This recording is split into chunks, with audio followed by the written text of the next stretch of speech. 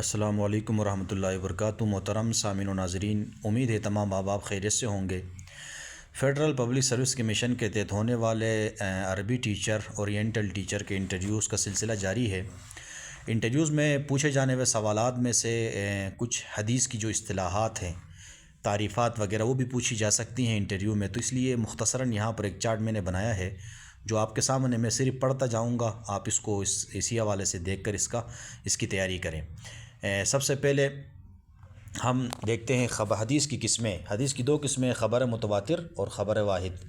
اب خبر متواتر کی کیا تعریف ہے؟ خبر متواتر وہ حدیث ہے جس کے راوی ہر زمانے میں اس قدر کثیر ہو جن کو کاذب ہونے کو عقل سلیم محال سمجھے، جن کے جھوٹ پر متفق ہونا محال ہو۔ تو دوسرا ہے کہ خبر واحد کی پہلی تقسیم منتہا کے اعتبار سے، مرفوع، موقوف، مقطوع، یہ تین قسمیں ہیں۔ مرفوع وہ حدیث ہے جس میں رسول اللہ صلی اللہ علیہ وسلم کے قول، فعل اور تقریر کا ذکر ہو۔ دوسری قسم ہے موقوف خبر واحد کی، وہ حدیث جس میں صحابی کے قول، فعل اور تقریر کا ذکر ہو۔ تیسری مقطوع وہ حدیث جس میں تابعی کے قول، فعل اور تقریر کا ذکر ہو۔ پھر خبر واحد کی دوسری تقسیم عدد الروات کے اعتبار سے، راویوں کی تعداد کے اعتبار سے دوسری تقسیم، اس کی بھی تین قسمیں، مشہور، عزیز، غریب۔ مشہور وہ حدیث ہے جس کے روات کی تعداد ہر زمانے میں کم سے کم 3 ہو۔ عزیز وہ حدیث ہے جس کے روات کی تعداد ہر زمانے میں کم سے کم 2 ہو۔ غریب وہ حدیث ہے جس کے روات کی تعداد ہر زمانے میں کم سے کم 1 ہو۔ اور پھر دوسری خبر واحد کی تیسری تقسیم روات کی صفات کے اعتبار سے، یہ 7 قسم ہے۔ نمبر 1، صحیح لذاتہ، وہ حدیث جس کے کل راوی عادل، کامل الضبط ہو اور اس کی سند بھی متصل ہو، معلل اور شاذ ہونے سے محفوظ ہو۔ حسن لذاتہ، وہ حدیث ہے جس میں تمام صفات حدیث صحیح کی پائی جائے مگر صرف راوی کی ضبط ناقص ہو۔ تیسری قسم صحیح لغیرہ، یہ وہ حدیث حسن ہے جس کی سندیں متعدد ہوں۔ چوتھی قسم حسن لغیرہ، وہ حدیث ضعیف ہے جس کی سندیں متعدد ہو۔ پانچویں قسم ضعیف، وہ حدیث ہے جس میں حدیث صحیح اور حسن کی صفات نہ پائی جاتی ہو۔ چھٹی قسم موضوع، وہ حدیث ہے جس کے راوی میں حدیث رسول اللہ صلی اللہ علیہ وسلم میں جھوٹ بولنے کا تان موجود ہو۔ اور ساتویں قسم میں متروک، وہ حدیث ہے جس کا راوی جو ہے متہم بالکذب ہو یا ایسی روایت نقل کرتا ہو جو قواعد معلومہ کے مخالف ہو۔ تو یہ خبر واحد کی تیسری تقسیم ہے۔ اور پھر خبر واحد کی ایک تقسیم روات کی صفات کے اعتبار سے یہ بھی ہے شاذ، ہاں یہ وہیں اوپر والی ہے، یہ تقریباً 16 قسمیں بتا رہے ہیں۔ 7 کے بعد 8ویں قسم میں شاذ، یہ وہ حدیث ہے جس کا راوی خود تو ثقہ ہو مگر ایک ایسی جماعت کثیرہ کی مخالفت کرتا ہو جو اس سے زیادہ ثقہ ہو، اس کو شاذ کہتے ہیں۔ 9ویں قسم میں محفوظ، یہ وہ حدیث ہے جو شاذ کے مقابل ہو۔ اور 10 منکر، یہ وہ حدیث ہے جس کا راوی باوجود ضعیف ہونے کے ثقات راویوں کی مخالفت کرتا ہو۔ 11 نمبر معروف، یہ وہ حدیث ہے جو منکر کے مقابل ہو۔ 12 مقلوب، وہ حدیث جس میں بھول کر تقدم و تأخر واقع ہو گیا ہو یا ایک راوی کی جگہ دوسرا راوی ذکر کیا گیا ہو۔ 13ویں قسم میں معلل، وہ حدیث جس میں کوئی ایسی علت مخفی ہو جس کو ہر کوئی معلوم نہ کر سکتا ہو، جس سے حدیث کی صحت پر اثر پڑے۔ 14ویں قسم مضطرب، جس کی سند یا متن میں کوئی ایسا اضطراب پایا جاتا ہو جس میں ترجیح یا تطبیق نہ ہو سکے۔ اور 15ویں قسم میں مصحف، وہ حدیث ہے جس میں باوجود صورت خطی باقی رہنے کے نقطوں، حرکتوں اور سکونوں میں تغیر کی وجہ سے تلفظ میں غلطی آ گئی ہو۔ 16ویں قسم ہے مدرج، یہ وہ حدیث ہے جس میں راوی کسی جگہ اپنا کلام درج کرے درمیان میں، حدیث کے درمیان میں۔ تو یہ ہے خبر واحد کی تیسری تقسیم روات کی صفات کے اعتبار سے جو 16 قسمیں بنتی ہے۔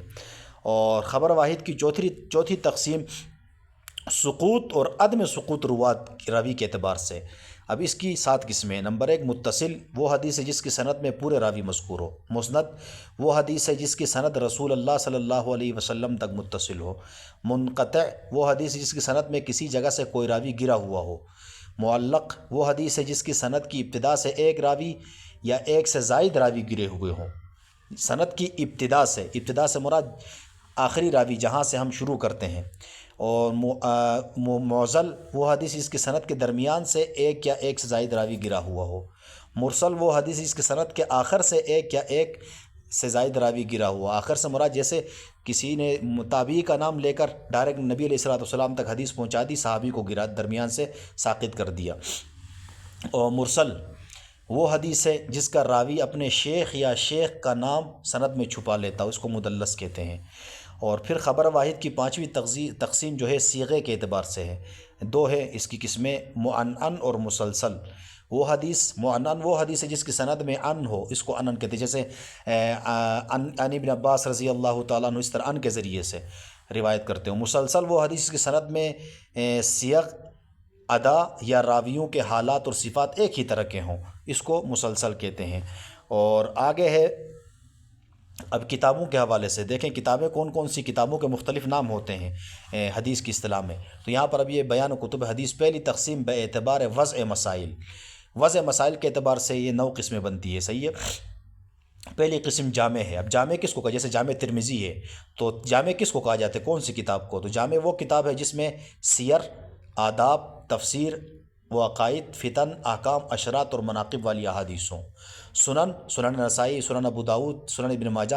تو سنن کس کو کہا جاتا ہے؟ وہ کتاب جس میں احکام کی احادیث فقہی ابواب کے تحت، جیسے کتاب الفقہ کے اندر سب سے پہلے کتاب الطہارت ہوتا ہے، پھر کتاب الصلاۃ ہوتا ہے، تو اسی طرح پہلے طہارت کی حدیثیں، پھر نماز کی حدیثیں، پھر زکوٰۃ کی، اس ترتیب سے جو فقہی ابواب کے مطابق ہوں اس کو سنن کہا جاتا ہے۔ مسند وہ کتاب ہے جس میں صحابہ کرام کی ترتیب رتبی، جیسے حروف ہجا یا تقدیم و تاخر اسلامی کے لحاظ سے احادیث مذکور، جیسے مسند احمد ہے، مسند دارمی وغیرہ یہ ہے۔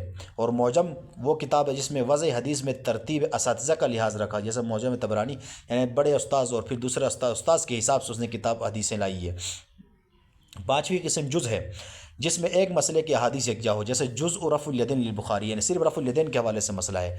اسی طرح 40 للنووی، اس کے اندر 40 حدیثیں اسی طرح کے ایک مسئلے کے حوالے سے، جیسے یہ تو رفع الیدین کے حوالے سے، اسی طرح فاتحہ خلف الامام کے حوالے سے، اس طرح کسی ایک مسئلے کے لیے مختلف حدیثیں کسی رسالے میں، کسی کتاب میں جب اس کو جز کہا جاتا ہے۔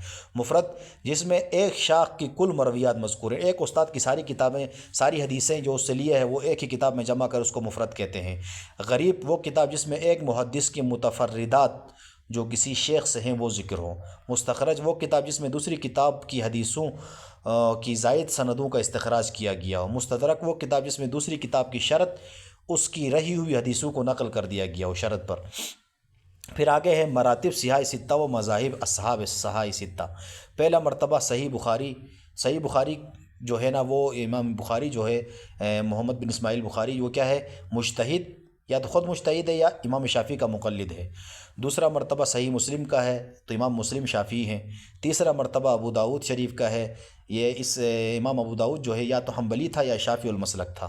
چوتھے نمبر پر ہے سنن نسائی۔ نسائی جو امام نسائی تھا وہ کیا تھا، شافعی تھا۔ اور پانچواں مرتبہ ترمذی، جامع ترمذی کا ہے، اس کا بھی جو امام ترمذی جو تھا نا وہ کیا ہے، شافعی مسلک ہے۔ اور چھٹا مرتبہ ابن ماجہ کا ہے تو امام ابن ماجہ جو ہے نا وہ کیا تھا، شافعی المسلک تھا۔ آگے جو ہے تقسیم جرح و تعدیل کے اعتبار سے بیان کی جا رہی ہے۔ تو جرح و تعدیل مفسر، جرح و تعدیل مفسر کس کو کہتے ہیں؟ تو وہ ہے جس میں کوئی سبب جرح و تعدیل راوی میں مذکور ہو، یعنی وہ جس وجہ سے جرح کی جا رہی ہے وہ مذکور ہو، کس وجہ سے جرح کی جا رہی ہے۔ جرح و تعدیل مبہم وہ ہے جس میں کوئی سبب جرح و تعدیل راوی مذکور نہ ہو۔ جرح و تعدیل مفسر بالاتفاق قبول ہے، جبکہ جرح مبہم قبول نہیں ہے، اور تعدیل مبہم قبول ہے جمہور محدثین اور احناف کے نزدیک۔ شرط قبولیت جرح و تعدیل۔ جرح و تعدیل مفسر کے مقبول ہونے کے لیے مشترکہ شروط یہ ہے: علم، تقوی، معرفت، اسباب جرح و تعدیل۔ خاص جرح مفسر کے مقبول ہونے کے لیے شرط یہ ہے کہ جرح کرنے والا غیر متعصب، متعنت اور متشدد نہ ہو، جیسے کہ دار قطنی، خطیب بغدادی متعصب ہیں، اور ابن جوزی اور عمر ابن بدر موصلی، شیخ ابن تیمیہ متعنت ہیں، اور ابو حاتم نسائی، ابن معین، ابن قتانہ اور ابن حبان متشدد ہیں۔ تو یہ صفات ان کے اندر نہیں ہوں گی تو پھر کیا ہوں گی، خاص جرح مفسر کیا ہوگی، مقبول ہوگی، ورنہ جرح مفسر کیا ہے، مقبول نہیں ہوگی، جن کے اندر یہ شرائط نہیں پائی جائیں گی۔ اور جرح و تعدیل میں تعارض کی 4 صورتیں ہیں: جرح مبہم و تعدیل مبہم، اس میں تعدیل قبول ہوگی، جرح قبول نہیں ہوگی۔ جرح مبہم و تعدیل مفسر، تو تعدیل قبول ہوگی، جرح مبہم قبول نہیں ہوگی۔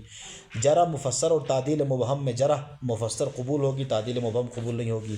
جرح مفسر، تعدیل مفسر، تو جرح قبول ہوگی، تعدیل قبول نہیں ہوگی، صحیح ہے۔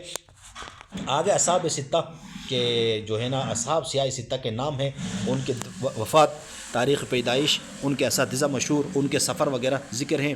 تو آپ دیکھیں سب سے پہلے محمد بن اسماعیل البخاری 13 شوال 194 ہجری بخارا میں پیدا ہوئے، 256 ہجری میں وفات پائے ہیں۔ مکہ، مدینہ، عراق، حجاز، مصر، شام، بغداد کا سفر کیا ہے۔ ان کے مشہور اساتذہ میں قتیبہ ابن سعد، احمد ابن حنبل، اسحاق ابن راہوے، علی ابن الدینی اور یحییٰ ابن معین، مکی ابن ابراہیم یہ شامل ہیں۔ مسلم بن حجاج القشیری 202 یا 206 ہجری میں خراسان نیشاپور میں پیدا ہوئے ہیں، 261 ہجری میں وفات پائے ہیں۔ عراق، شام، مصر، بغداد، بصرہ اور بلخ کا اس نے سفر کیے ہیں۔ ان کے مشہور اساتذہ سعید ابن منصور، حرملہ ابن یحییٰ، اسحاق ابن راہوے، امام زہلی۔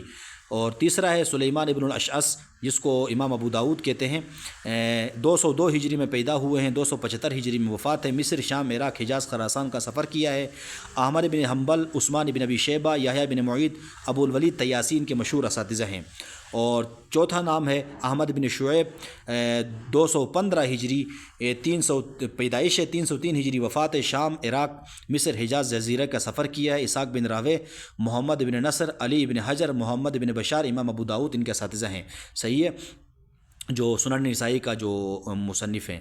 محمد بن عیسیٰ، امام ترمذی جس کو کہتے ہیں، تو 209 ہجری میں اس کی پیدائش ہے ترمذ میں، اور 279 ہجری میں وفات ہے۔ بصرہ، کوفہ، خراسان، واسط اور رے کا اس نے سفر کیا ہے۔ امام بخاری، امام مسلم، علی بن حجر، بشر بن آدم، قتیبہ ابن سعید ان کے مشہور اساتذہ ہیں۔ اور محمد بن یزید الربعی جو ابن ماجہ کے مصنف ہے، 209 ہجری اسی کی پیدائش ہے، 273 ہجری اس کی وفات ہے۔ شام، عراق، کوفہ، بغداد کا سفر کیا ہے۔ مشہور اساتذہ میں ان کے کیا ہے، محمد بن یحییٰ، حسین بن حسن، اور یہ ان کے مشہور اساتذہ میں شامل ہیں۔